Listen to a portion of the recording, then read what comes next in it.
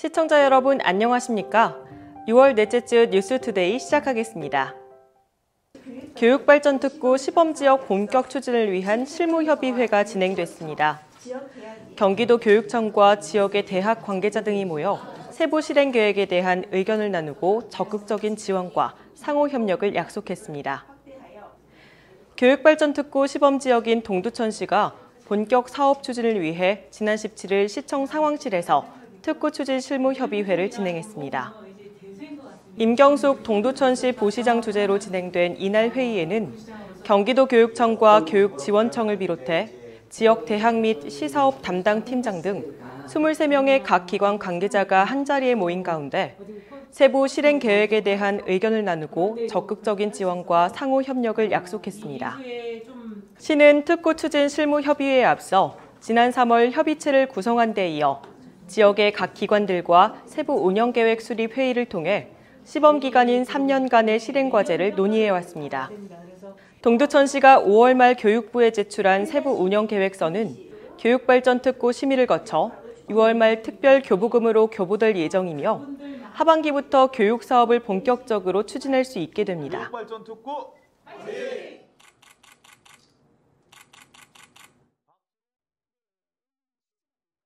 아대 교육발전 특구 사업은 지자체, 교육지원청, 관내 기업, 대학이 협조해서 지역 인재를 양성하고 정주를 지원하는 종합 교육 정책입니다. 그렇기 때문에 각 사업별 담당하시는 분들의 소통과 의견을 공유하는 시간이 반드시 필요합니다. 그래서 오늘 회의를 개최하게 되었습니다.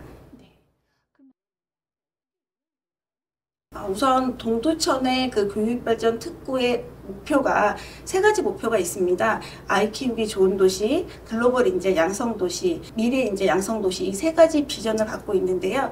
이 세 가지 비전에 관련된 성공적으로 추진하기 위해서는 이런 협의체가 지속적으로 운영되어야 된다고 생각합니다. 또한 주민설명회와 같은 지역 주민의 의견 청취를 꾸준히 받을 거고요. 지역 산업체와 거버넌스 구축 등 협력체계 구축을 통해 동천시 교육발전 특구 사업이 성공적으로 추진될 수 있도록 노력하겠습니다. 동두천시는 공직자의 기본 소양을 강화하기 위해 다양한 분야의 저명인설을 초청해 강의를 듣는 비전 동두천 포럼을 진행하고 있는데요. 지방시대위원회 우동기 위원장을 초대해 지방시대 중점 추진과제 등을 시청 공무원들과 함께 살펴보는 시간을 가졌습니다. 동두천시는 지난 17일 동두천시청 대회의실에서 전 직원을 대상으로 비전 동두천 포럼을 실시했습니다. 이날 포럼은 지방시대위원회 우동기 위원장이 지방시대 비전과 전략이란 주제로 지방시대를 위한 정부 정책의 방향성, 지방시대 중점 추진과제, 지방주도의 균형 발전, 책임있는 지방분권을 위한 지방자치단체의 자율성 등을 전달했습니다. 지방시대위원회는 지역 간 불균형을 해소하고 지역 특성에 맞는 자립적 발전과 지방 분권을 통해 어디서든 살기 좋은 지방시대를 구현하기 위해 지난 7월 발족된 대통령 소속 심의의결기구입니다. 한편 동두천시는 7월 포럼엔 충주시의 공식 유튜브 채널 홍보맨을 운영하고 있는 충주시청 소속 김선태 주무관을 초청할 예정입니다. 현재 상패동 동두천 국가산단 조성 현장의 공정률은 67%를 보이고 있는 가운데 공사가 순조롭게 진행되고 있습니다. 그러나 평당 분양가가 당초 예상보다 34만 원 올라 투자기업의 확보가 어려운 상황입니다. 대응책을 마련하기 위해 경기도와 한국토지주택공사 그리고 시청 공무원들이 현장에 모여 논의에 들어갔습니다. 지난 20일 상필동의 동두천 국가산업단지 조성공사 현장에 오후석 경기도 행정 2부 지사를 비롯한 도청 관계자, 한국토지주택공사 양주사업본부 관계자 및 동두천시 임경숙 부시장 등 시청 직원들이 방문했습니다.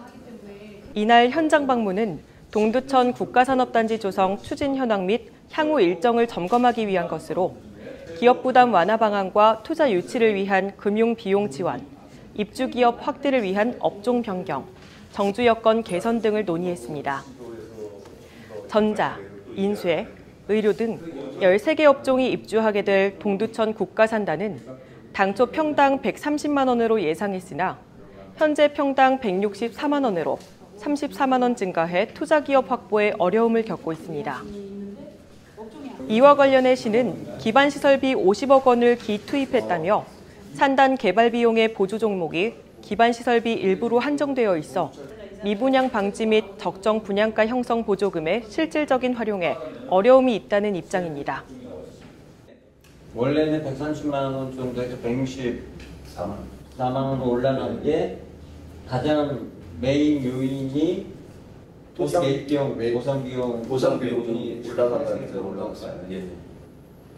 그보다 1단지에서 부족한 부분을 지금 산단 8만 평밖에 안 되는 좀 작은 산단이니까 그 앞에 최대한 저 중간 정도의 2산단지를 유휴부지로 쓰면서 1산단, 2산단을 전체적으로 아우르는 조만을 같이 만들어내가는 게 좀 우선인 것 같습니다.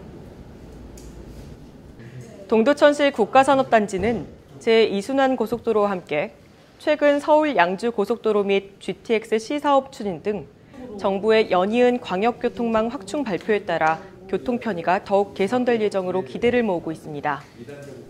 한편 동두천시는 이날 현장 방문에 따른 내용을 바탕으로 7월 이후 후속 간담회를 실시할 예정입니다. 경기 북부 6개 시군의 대한노인회 지회장들이 동두천시에 모였습니다. 자체 안건회의에 이어 각 지역별 현안 사항을 논의하는 자리였습니다. 대한노인회 경기도연합회 경기북부지역 협의회 회의가 지난 21일 동두천시청 상황실에서 개최됐습니다. 이번 회의에는 김성보 협의회장을 비롯한 경기 북부 6개 시군의 노인 지회장 및 사무국장 등이 참석한 가운데 진행된 이날 회의에는 자체 안건 회의에 이어 각 지역별 현안 사항을 공유했습니다. 박형덕 동두천시장은 환영사에서 지역 발전을 위해 힘써주시는 어르신들의 값진 노고에 보답하기 위해 노인지회에서 추진하는 복지사업들에 적극 협조하겠다고 인사를 전했습니다.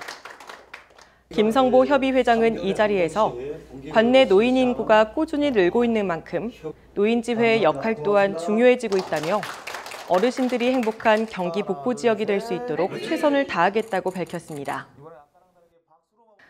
이번 주말부터 장마가 시작돼서 7월 첫 주 내내 전국에 장맛비가 내릴 것으로 전망되고 있는데요. 장마철 비바람과 습한 날씨는 각종 안전사고의 원인이 되기도 합니다. 자동차 점검도 미리 해주시고 전기 시설물과 접촉하지 않도록 유의하시고요. 또 장마철엔 먹는 것도 조심하셔서 건강한 장마철을 보내시길 바랍니다. 저희가 준비한 소식은 여기까지입니다. 시청해주신 여러분 감사합니다.